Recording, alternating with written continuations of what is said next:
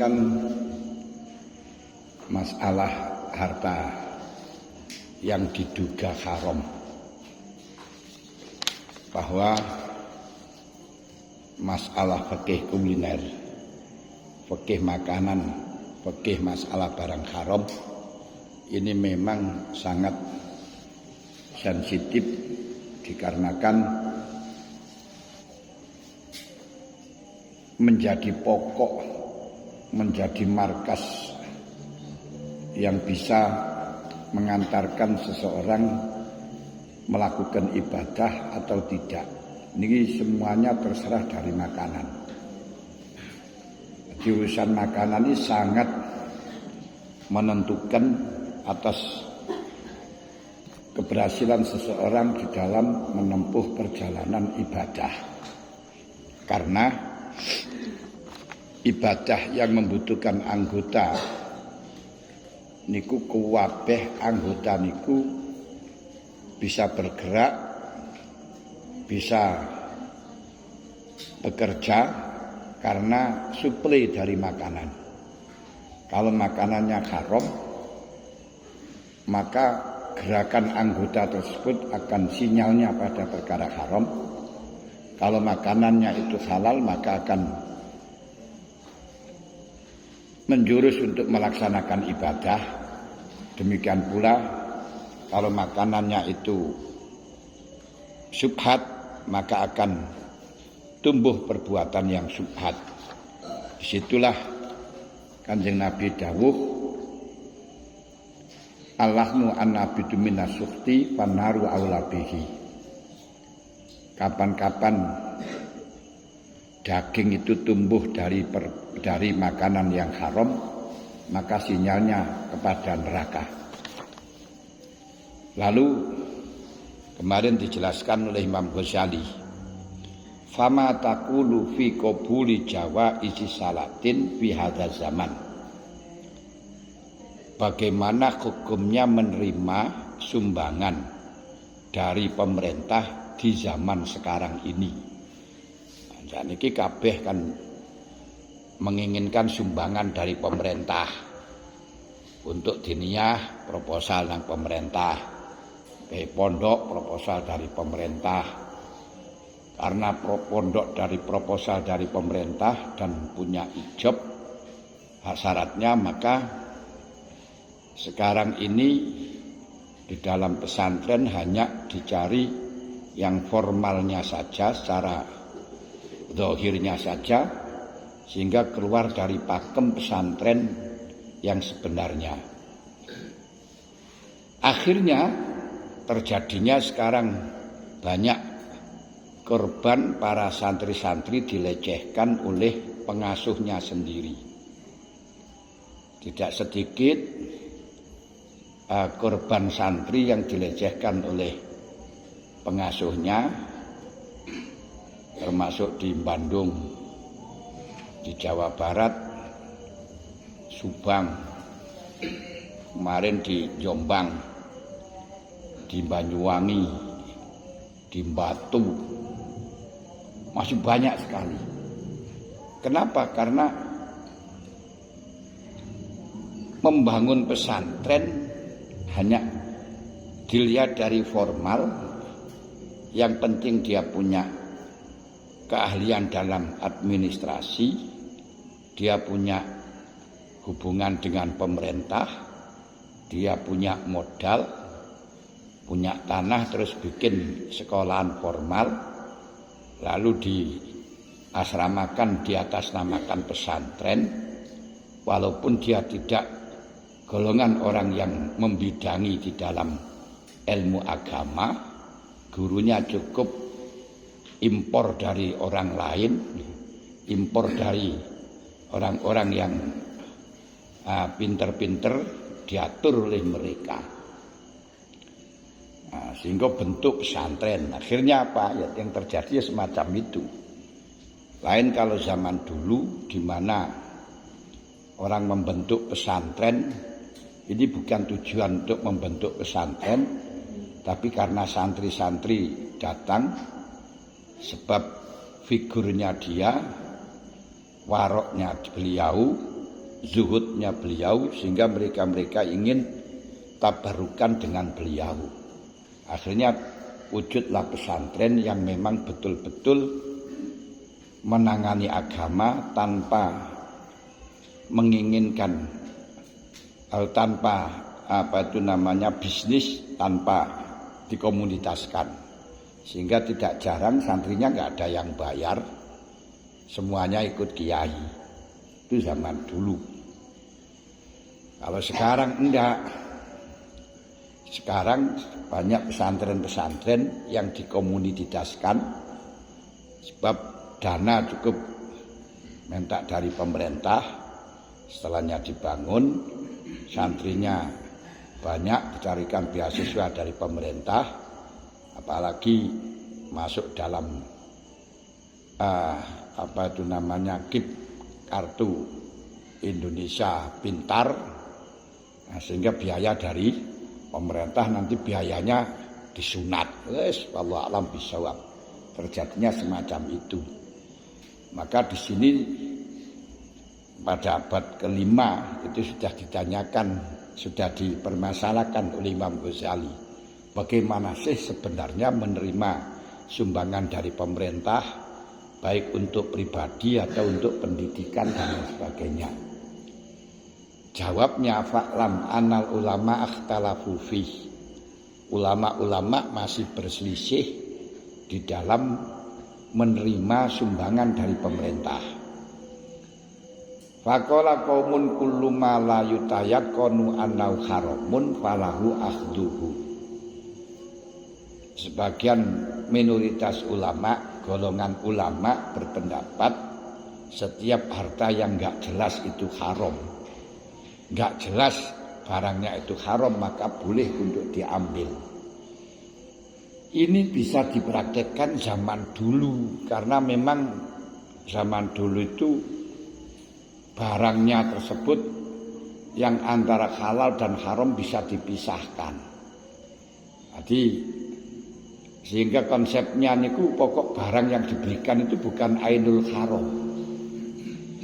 Tapi sekarang tidak bisa semacam itu, karena antara uang halal uang haram itu sudah dimasukkan pada bank, atau ada pencucian uang yang diberikan ini sudah bukan ainul haram semuanya. Makanya kalau dulu niku ono konsep apabila kita membeli barang dengan filzimah niku tanggungan, ini seperti saya membeli beras seharga 100.000 tanpa ditentukan barangnya, tanpa ditentukan uangnya yang mana, itu namanya fitimah. Terus bayar dengan perkara sing haram, uang haram, maka barang tersebut masih haram selama belum minta halal, asalkan yang menjual tidak tahu. Gak sing menjual gak ngerti lah sing diserahno niku barang haram. Kalau yang menjual itu tahu kalau yang diserahi barang haram, maka barangnya halal. Kalau nggak tahu akan haram, kecuali minta halal dulu atau menyerahkan uang dengan halal. Nah, ini dibedakan antara satu barang dengan barang yang lain. Tapi kalau uang sekarang bagaimana membedakan? Yang diterima itu semuanya uang dari bank. Nah, itu bukan barang yang diserahkan, dah. Barang lain dari bank, jadi nggak bisa dipraktekkan zaman sekarang. Waqala akharun. Berarti kalau demikian berarti barang yang diserahkan sudah jelas bukan ainul haram, bukan ainul haram. Karena haram ini pun dari siji karo halal terus dibuang di bank semuanya, terus yang diterima itu barang uang dari bank yang sudah tidak jelas haramnya. Waqala akharun la yakhillu ayakhudha ma la yatahaqqaqu annahu halal. Ulama yang warok mengatakan kita menerima barang apapun yang tidak jelas-jelas itu halal niku haram. Jadi bisa menjadi halal jelas-jelas barangnya itu halal. Kalau memang enggak jelas seperti sumbangan dari pemerintah, barang dari manapun keluar, pajak dari miras, pajak dari lokalisasi, pajak dari perjudian, pajak dari apapun masuk jadi satu, berarti gak halal kabeh. Kenapa? Li'anal aghlab fi hadzal asri ala amwali salatini al-haramu. Karena mayoritas uang pemerintah sekarang niku haram kabeh. Wal halalu fi aidi ma'dum aw aziz. Yang halal sudah tidak ada atau sangat langka. Barang yang langka an-nadir kal ma'dum, yang langka itu seperti halnya tidak ada. Nah niku wakola kaumun sing rodok murah tengah-tengah, enggak bias seperti yang pertama, tidak sulit seperti yang kedua. Yang ketiga ini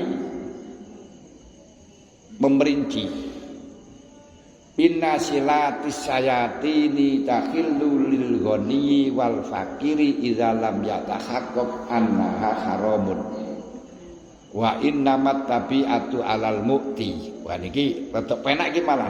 Yang ketiga ini malah murah.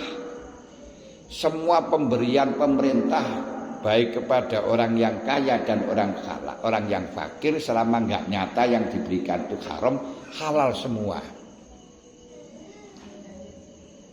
Sedangkan yang dituntut adalah yang memberi. Jadi yang menerima dari memberikannya itu hasil dari haram, dari pajaknya haram. Nah itu urusannya yang memberi. Bagi kita yang menerima, selama tidak nyata-nyata yang diberikan itu haram, itu halal. Walaupun toh kenyataannya nanti yang diberikan itu haram, niku sing dosa, niku sing ngekei. Ini menurut pendapat yang ketiga.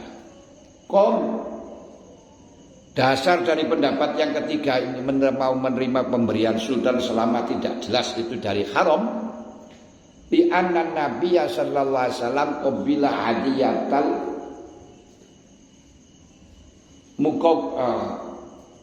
Muqawqis Malikil Iskandariyah. Anu Mikwas hadiyatal Mikwas Malikil Iskandariyah. Alasannya Kanjeng Nabi telah menerima hadiah dari Raja Iskandariyah yang bernama Mikwas. Satu. Lah di dalam pemberiannya itu pada tahun ke-6 dari Hijrah, bahwa Rasulullah Khattab bin Abi Ba'asa Rasulullah Khatib bin Abi Balta'ah radhiyallahu anhu ilal Mikwas bi kitabin fihi Bismillahirrahmanirrahim min Muhammadin Rasulillah sallallahu alaihi wasallam ilal Mikwas azimil kibti salamun ala manittabal huda amma ba'du fa inni ad'uka bi ayatil Islam aslim taslam yu'tikallah ajraka marratain. Ya ahlal kitab ta'alau ila kalimatin sawa'in bainana wa bainakum alla na'budu illallah wa la nusyrika bi syai'a wa la yattakhidha ba'duna ba'dan arbaba min dunillah fa in tawallaw faqulu syahadu bi anna muslimun. Jadi pada tahun ke-6 Hijrah Rasulullah memerintahkan Khatib bin Abi Balta'ah mengirimkan surat kepada Raja Mikwas dengan berbunyi bismillah dari Muhammad kepada Mikwas Azimal Kipti sebagai raja yang agung di daerah Kipti. Salam sejahtera terhadap orang yang telah mendapatkan petunjuk amma ba'du. Setelahnya itu fa ini ad'uka bi ayatil Islam, kami mengajak engkau dengan ajakan Islam. Islamlah kau akan selamat dan Allah akan memberi pahala kamu dua kali lipat.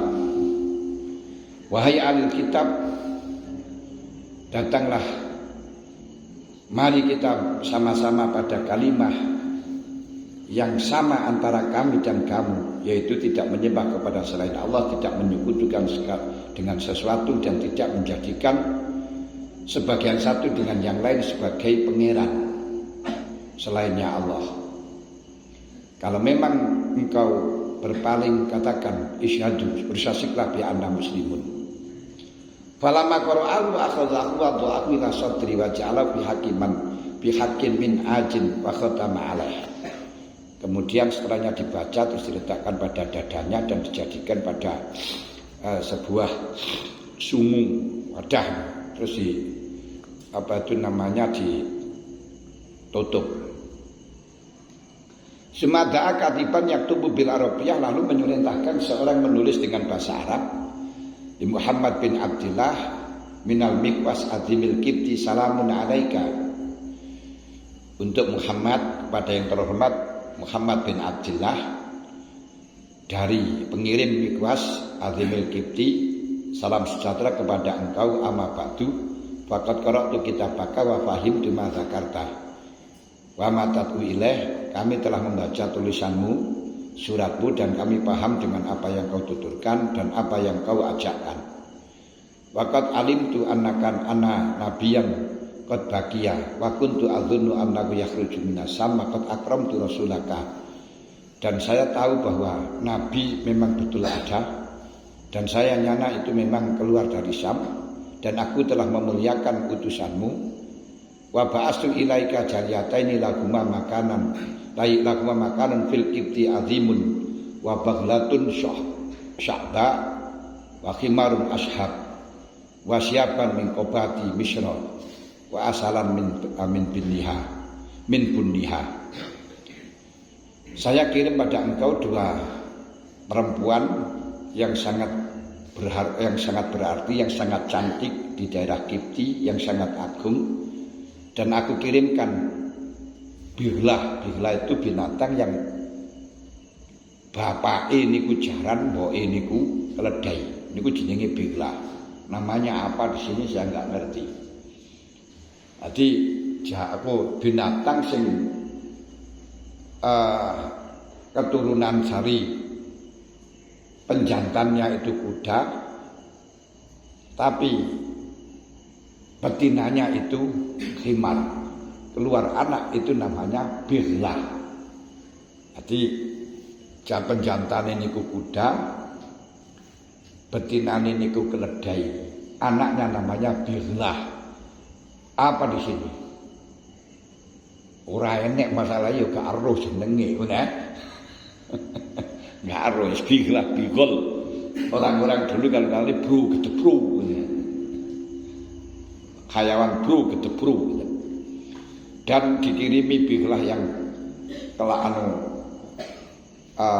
ungu khimar yang ashab gini ku yo kelabu, terus beberapa pakaian dari kota Kipti, terus wasalan dan madu. Falamma qadima ala Rasulillah wa alama anakula dzalika hadiyatun, setelahnya datang pada Rasulullah dan memberitahukan bahwa itu hadiah, qabila Rasulillah wa abqa intahu Maryah umma Ibrahim, dan oleh Rasulullah diterima, bahkan beliau menjadikan dua jariyah tersebut, yang satu dijadikan amatnya Rasulullah yang namanya Maryah Al-Qibtiyah, dan namanya tidak dirubah oleh Rasulullah karena menghormati atas pemberian Raja Mesir geniku Mikwas. Nah, yang namanya Mikwas, yang kemudian Maryah itu mempunyai turunan Ibrahim, geniku ibune Ibrahim. Wa waba utari Jahmin bin Qais al-Abdi, sedangkan saudarinya jariyah, saudarinya Maryah diberikan kepada Jahmin bin Qais al-Abdi. Terus bihlah yang telah diberikan tersebut disebut dengan aku diberi nama Daldal. Khimarnya diberi nama Yakfur. Wa ajabal asal Fada'a libun nihal barbil barokah, madune niku mengagumkan dan didoakan dengan barokah. Nah, padahal dari sini Mikwas niku sahibul Iskandariyah al-kafir. Wonge kafir memberi hadiah kepada Rasulullah Maryah Ummi Ibrahim wa ukhtaha niku Maisar bin Misra. Wal Bihlah juga memberi hadiah Bihlah. Diterima oleh Rasulullah.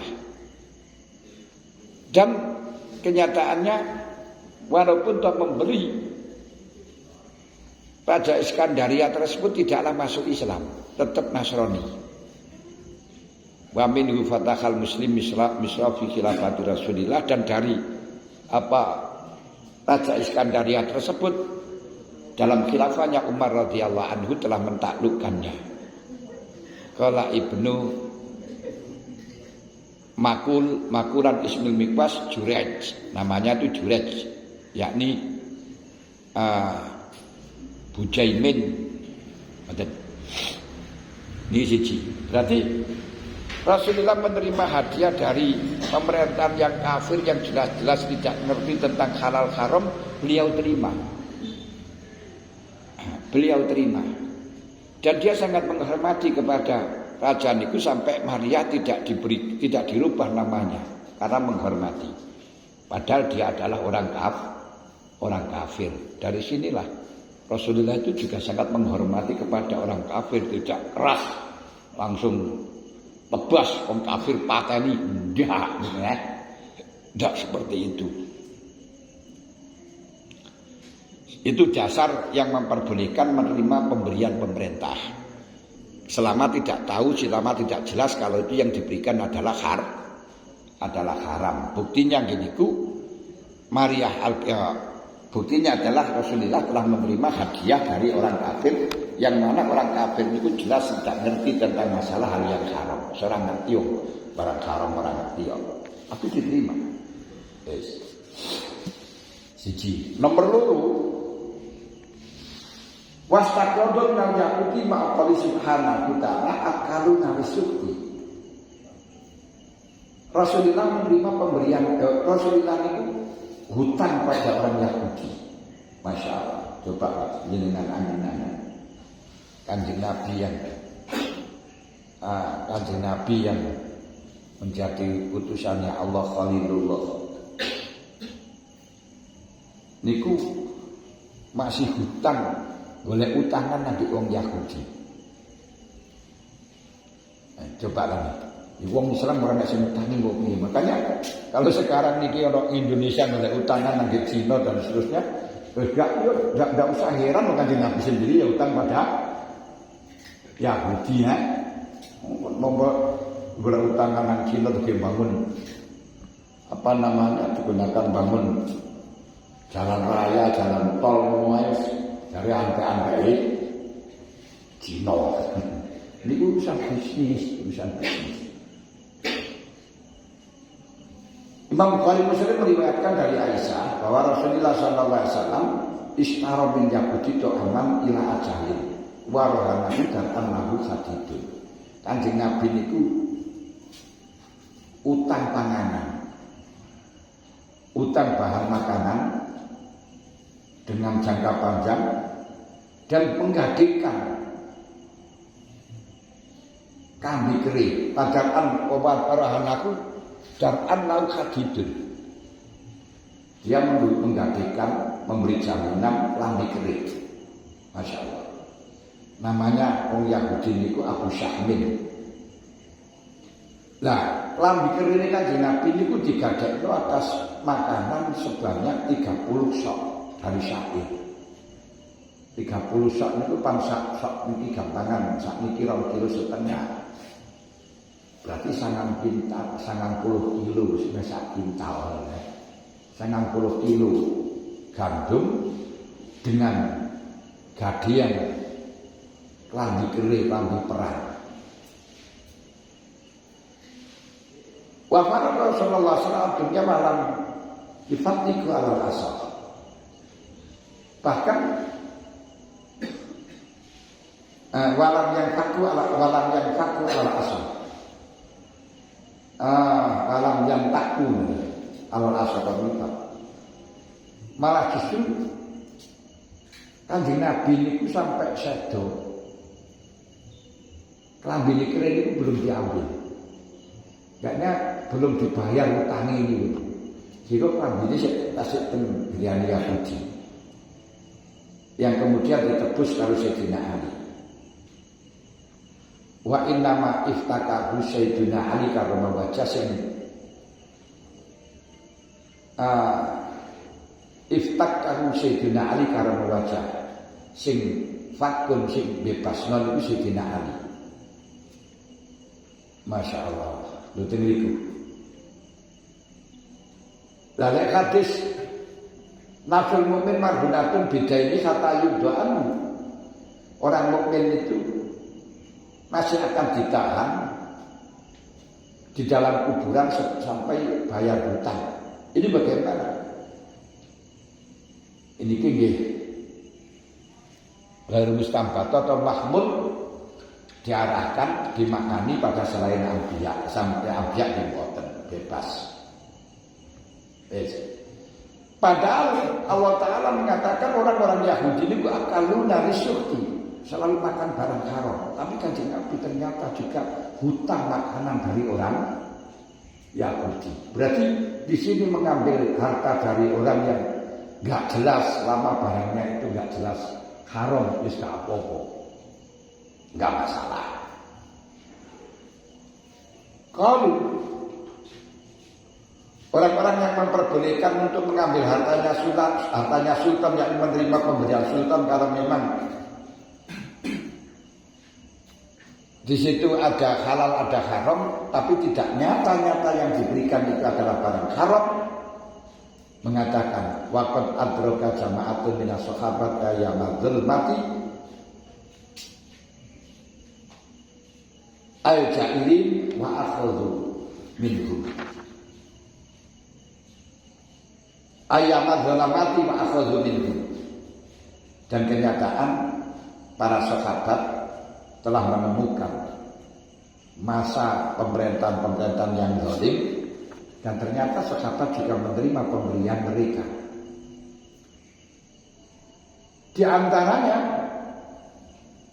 yang mengambil daripada orang-orang zalim minhum faminhum, orang yang mau menerima pemberian pemerintahan yaitu Abu Hurairah. Abu Hurairah itu menerima hadiah dari Marwan bin Hakam dan Yazid bin Muawiyah, juga dari Abdul Malik bin Marwan. Kita tahu Yazid bin Muawiyah itu orang yang membantai Sayyidina Husain. Tapi Abu Hurairah mau menerima hadiah pemberian. Wa ana Ibnu Abbas wa Ibnu Umar wa khairuhum ridwanu alaihi ajma'in. Juga demikian Ibnu Abbas. Jadi Ibnu Abbas, Ibnu Umar dan lain sebagainya menerima hadiah. Mereka itu seperti lain-lainnya seperti Abu Sa'id Al-Khudri, Zaid bin Sabit, Abi Ayyub Al-Ansari, Jarir bin Abdullah, Jabir bin Abdullah, Anas bin Malik ridwanu alaihi ajma'in. Juga mayoritas, tidak sedikit dari tabi'in yang mengambil dari pemberian sultan. Di antara dari Syekh Ibrahim An-Nakhai, Hasan Basri, Ibnu Abu Laila. Imam Syafi'i pun juga menerima pemberian dari Harun Rasyid 1000 dinar dalam satu pemberian. Wa akhadha Malik bin al-Khulafa ambalan. Imam Malik juga mengambil dari khalifah-khalifah beberapa harta yang banyak seperti Mansur dan Mahdi. Qala alim karma wajah khudh ma yu'tika sultan fa inna ma yu'tika minal halal wa ma ya'khudhu minal haram aksar. Sayyidina Ali mengatakan khudh ma yu'tika sultan, apa yang telah diberikan pemerintah ambillah. Fa inna ma yu'tika minal halal, apa yang telah diberikan sultan kepada kamu itu barang halal. Wa ma ya'khudhu minal halal aksar. Kebanyakan yang diambil dari halal itu lebih banyak.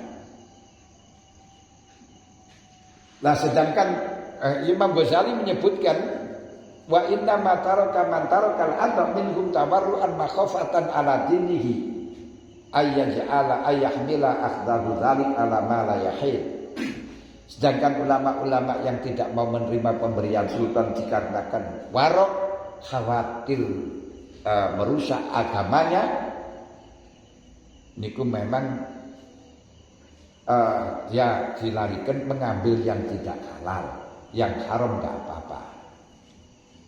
Apa kau tidak tahu kata Abu Zarin radhiyallahu anhu lil Ahnaf bin Qais, khudhul ato makana nahlatan. Khudhul ato makana nahlatan. Berikan, ambillah pemberian selama itu pemberian yang benar. Wa idza kana asmanu dinikum fada'u. Fa idza kana asiman aku asmanu dinikum fada'u. Kalau di situ harganya agamamu, berarti membeli agamamu, jangan kau ambil. Kalau Abu Hurairah sikapnya idza ataina qabilna wa idza mana'na lam nas'al. Kalau saya diberi saya terima, tapi maaf saya tidak akan pernah membuat proposal untuk minta. Ini yang disebut dalam khobar al-had masyhur, idza utita min ghairi su'alin fakhudhuh wa tamawwalu. Kalau kamu minta tanpa kalau kamu dikasih tanpa minta, ambillah. Dan lain sebagainya.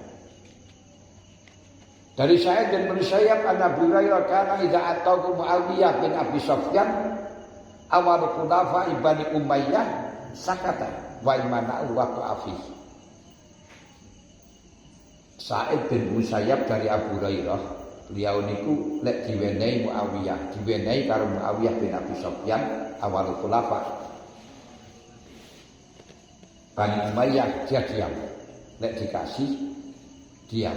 Wa imana'u wa qafi aitakallama wa ataba la takhira. Tapi malah justru kalau terakhir gak dikai ngamuk, diseneni. Dan masih banyak cerita-cerita sahabat yang menerima pemberian para pemerintah. Wa qala akharun, ada ulama lain yang keras yang mengatakan la ya'illu min amwali syai'un li ghaniyin wa la li faqirin idhum mausumuna bidzulmi. Sing rotok keras mengatakan tidak halal mengambil harta pemerintah sedikit pun, baik orang sugih, orang kaya atau orang fakir, karena mereka-mereka itu telah diketahui dengan kezaliman. Wal ghalib ala malim as-suhtu wal haram, mayoritas hartanya pemerintah itu haram. Wal hukmu lil ghalib, sedangkan hukum mengikuti kebiasaan. Fayalzamu al-istinab, karenanya harus menjauh. Ini sing keras. Wa qala akharun, dan ada lagi yang berpendapat mala yutayaqanu annal haramun fa wa halalun bil fakir dunal ghani illa ayya'lamal fakir anna dzalika ainul ghasab wa laysa lahu ayyakhudahu illa liyaruddahu ala maliki. Totok tengah-tengah, barang yang tidak diyakini haram itu boleh diterima bagi wong fakir, tapi lek wong sugih enggak boleh. Makanya di Indonesia ini yang diberi adalah orang-orang fakir dengan atas nama BLT, bantuan langsung tunai. Karena halal kepada orang yang fakir, tidak kepada orang kaya, dan itu tidak diberikan kepada orang kaya, maka bagi orang kaya haram menerima. Agak paham? Jadi kalau pembagian duit pemerintah untuk BLT untuk wong fakir sing sugih niku haram aja melok-melok. Kok malah sing sugih bareng melok? Kan dibagi nesu.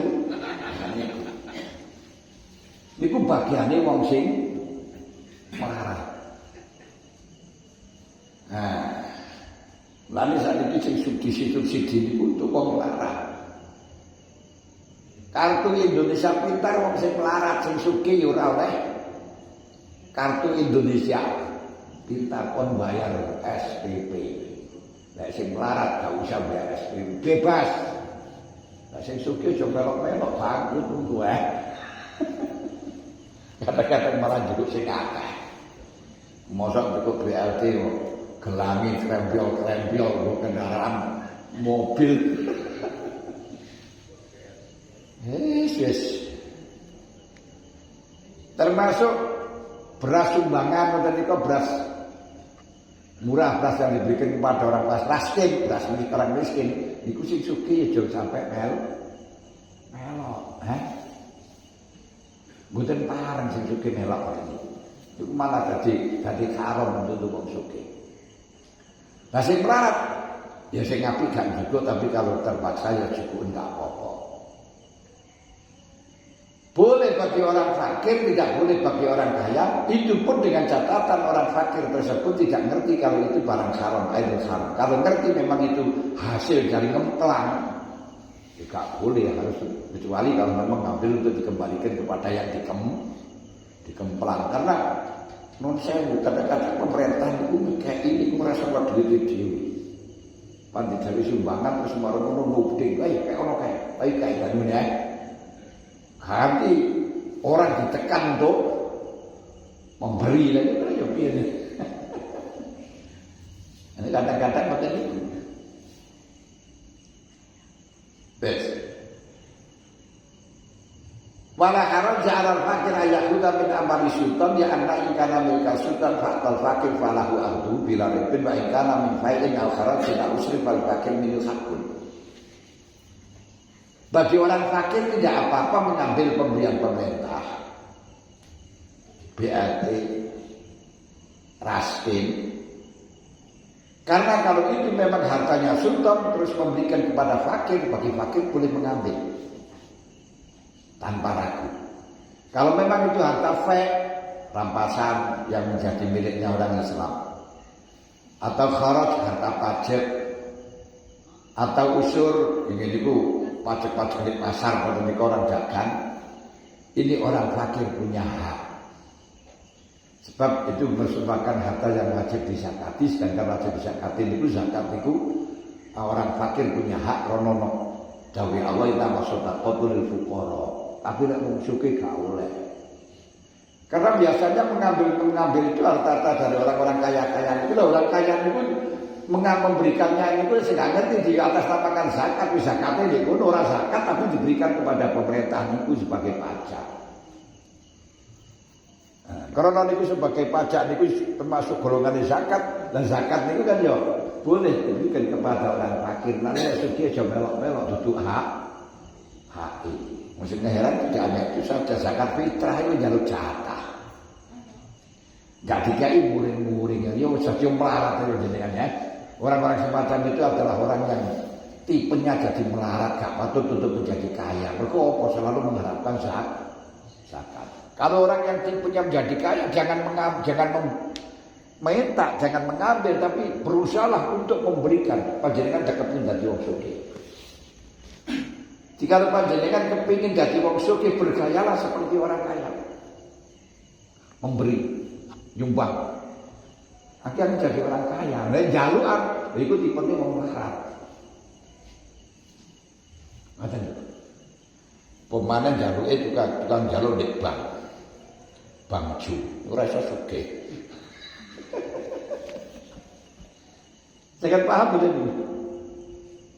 Nanti betul parang ya sugih jeruk ya. Yang kaya tidak boleh. Itu hanya orang fakir. Orang fakir saja boleh menerima kalau itu tidak diketahui barang haram.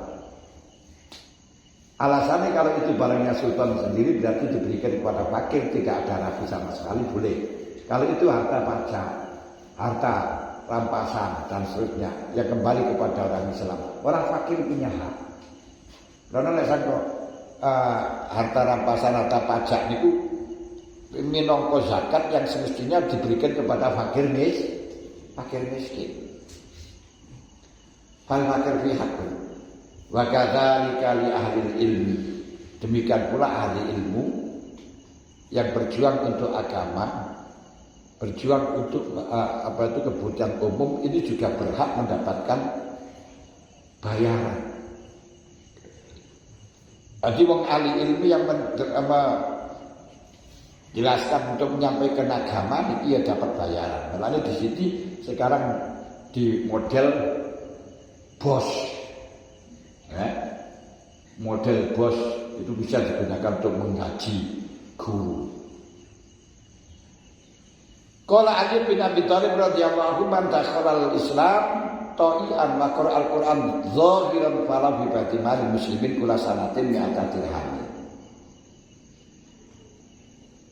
Orang yang masuk Islam taat bukan karena paksaan dan baca Quran zahiran niki mendapatkan hak dari Baitul Mal setiap tahun 200 dirham. 200 dirham itu 80 juta. Nah, niku lek cara Sayyidina Ali. Ala zamis qaulun isruna qiratan. Dirham niku arba'atu asyara qirat wa qiratan sasaira. Pun ilam yakhulha wa ifaru yang nyata dinari. Mana maksudnya wataken oleh 200 dinar. Lah 200 dinar sak dinar niku 4 gram. Nah, 4 gram berarti 200 ping 4 800 gram emas, berarti 800 juta. Niku gajine wong berjuang. Niku lek cara Sayyidina Ali. Ilam yakhudha fid dunya akhadha bil akhirah, kalau nanti di dunia enggak diambil nanti akan diberikan oleh Allah di akhirat. Wa idza kana kadzalik, kalau memang mestinya orang-orang yang apa yang dikatakan Sayyidina Ali itu benar, orang-orang yang Islam, orang-orang yang membaca Quran berhak mendapatkan gaji, fal fakir wal alim yakhudani min haqqihima. Orang alim, orang fakir boleh mengambil haknya. Qalu wa idza kana al malu mukhtalatan bi malin maksubin. Nah niku ngoten. Nah sekarang kalau harta dari pemerintah tersebut campur dengan barang gosokan, lain kinu tamyizuhu, yang tidak mungkin untuk dipisahkan. Seperti zaman sekarang ini, karena uangnya sudah kadung dimasukkan di dalam bank, tidak mungkin akan dipisahkan. Barang-barang yang telah dibeli sudah dimasukkan di dalam, sudah termasuk dicuci,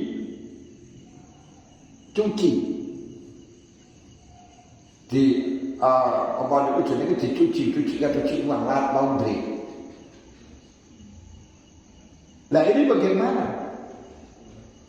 Al-ghasaban la yumkinu radduhu ala sahibihi, atau hartanya itu harta ghasaban yang tidak mungkin dikembalikan kepada pemiliknya, seperti hasil judi yang begitu banyak. Siapa yang judi mau nggak ngerti ya. Ini kan ghasaban yang nggak mungkin dikembalikan. Wa dzurriyyati, dikembalikan kepada dzurriyyahnya juga nggak mungkin. Lek kuno fala makhlasa lisultani minhu illa ayyata saddaqa bihi, satu-satunya solusi untuk membebaskan hal ini harus disedekahkan. Makanya kalau ada orang telah memiliki banyak harta, hasil judi, hasil macam-macam, hasil ngemplang, dia ini rada nakal, tapi kaya terus ingin tobat, dan nggak ngerti ini harta siapa.